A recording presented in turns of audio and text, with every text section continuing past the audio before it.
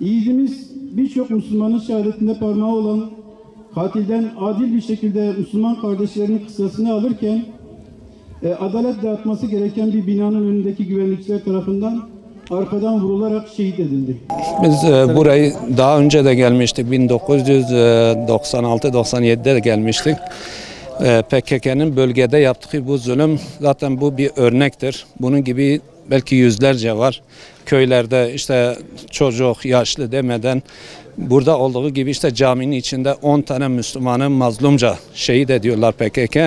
PKK'nın bu zulmü zaten bölgemizde devam ediyor ve bu şekilde Müslümanları şehit ediyorlardı. Bizler de buraya geliyoruz. Bunlar şehitlerin kanının bereketidir elhamdülillah. Bugün binlerce insan buraya geliyor. Bu şehitlerin kanı inşallah bölgemizde daha da Müslümanların çoğalmasına, bilinçlenmesine ve İslam'ın bilincin yayılmasına inşallah vesile olacaktır. Şimdi ben bu olayı küçükken hatırlıyorum. Sene 1993 zannedersem. Ondan sonra kısa bir süreliğine tabi izin verilmedi buraya gelişleri için devlet tarafından. Bu normal süreçten sonra artık izin verildi. Biz de buraya sürekli her yıl geliyoruz. Şehitlerimizi anıyoruz. Onları unutmayacağız. Davalarını unutmayacağız. Allah'ın izniyle onların yolundan gideceğiz. Allahu Teala onlara nasip olan bu şehadeti bizlere de nasip etsin. Çok mübarek bir şekilde şehit oldular. Hem caminin içerisinde, Kur'an-ı Kerim'in üzerinde yetmedi. Postallarla caminin içerisine girdiler. Onları tekmelerle, belki işkencelerle çıkardılar. Şu gördüğünüz duvarın önüne sıraya dizilmek suretiyle şehit ettiler. Allahu Teala yapılan bu zulmü bırakmasın. Rabbim ümmete bir uyanış versin. Allahu Teala ümmeti tek bir vahdet çatı altında birleştirsin inşallah. Burada bazı mazlumlar, muvahhid insanlar burada şehit olmuş. O yüzden biz buraya gelmişiz. Hakikaten asla biz bu vahşeti kabul etmiyoruz ve etmemişiz. Ve buna sahipsiz kalmayacak inşallah.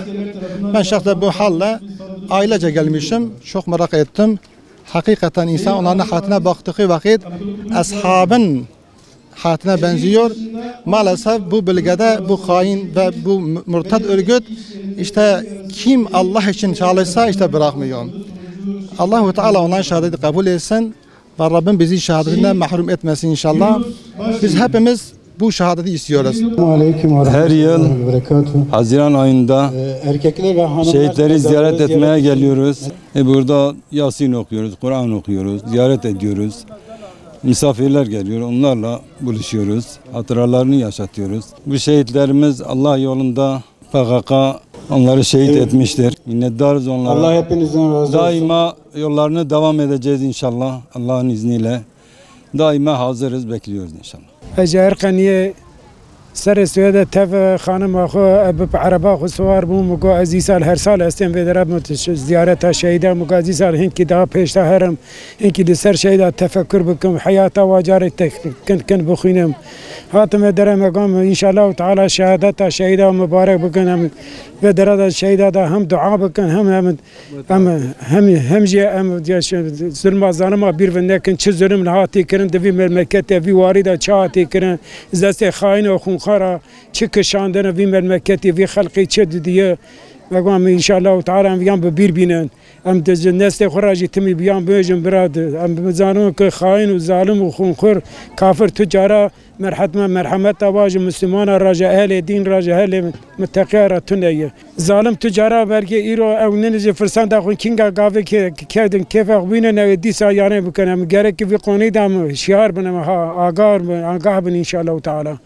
az خوشka şehit Şeyh Musmalım ev şehit Osman 92 de Berzulma PKK hicreti bismil kirin de sala 1993 de ji tarafî dewletê ve hatin şehîd kirin her du. 31 salê wan ê şehîd bûne. Em her sal tên ziyareta ji bo navan şehîdê Susayê jî û ji bo birê xwe jî em têne. Em Fatiha dixwînin, em dua dikin, em bîna xwe derdixin vê derê, em tên ser axa sar jî hinkî bîna me derdê. Em tên hinkî li wan dinêrin, mezerê wan dinêrin, em bi wan re xeber didin, îda wan dikin, silavê li wan dikin. Em bawan dikin, derdkî me be em ji wan re dibêjin, em bi vîya hinkî xwe tesellî dikin. Em hatine çê me hatine ba şehîdê xwe. Her çar birayê Bismillahirrahmanirrahim. Sa'îd, Mekî û Zekî û Medeni. Gundiya kirde kokê. Salê carkê çi xweş hem werin. Teze weka ku şehîd ketibin. Kaş bîrkirin heye heta misafir. Diya me û babê me çi wî ji kerbê we teslîmê Xwedê dikin. Em nikarin bêjin tişkî. Xuda kiriye hemdî şikir. Ew zane.